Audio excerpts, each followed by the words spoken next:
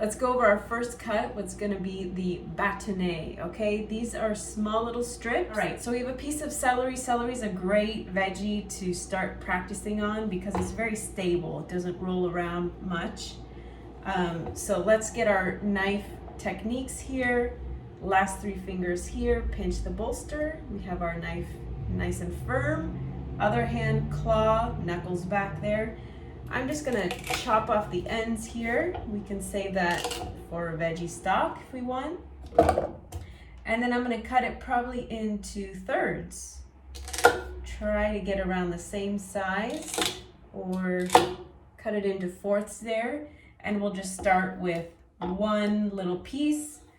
With large veggies, I always like to cut it down to manageable sizes and then just start with the one piece.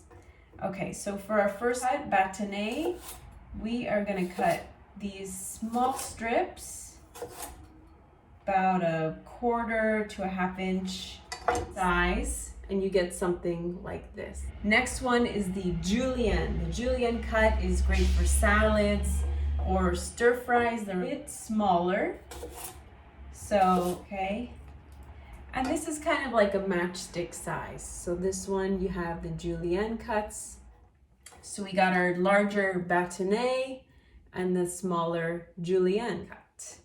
Now we want to do a small chop. So we can take some of the bâtonnet, chop them into small chop. So you see how this hand is just guiding me where to go. And go slower if you need to. You have plenty of time to practice. Okay, many meals in your future. Okay, so this is our small chop. This is mostly what we use when we do like celery, carrots, and onion. And then we have the mince, a little smaller. We can get our little Julienne slices here.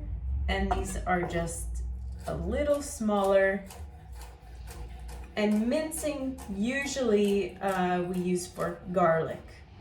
So minced garlic is probably the smallest you can get down to. So a bit smaller than our small chop here is the mince. We have the bâtonnet, little larger pieces. We have the Julienne, little smaller pieces. And then the small chop from the bâtonnet pieces here. And then our mince. Okay. These are some of the most common chops that you'll use for recipes. If you just practice those more and more with your different veggies, you'll get better at it. Now let's get started to make our minestrone soup.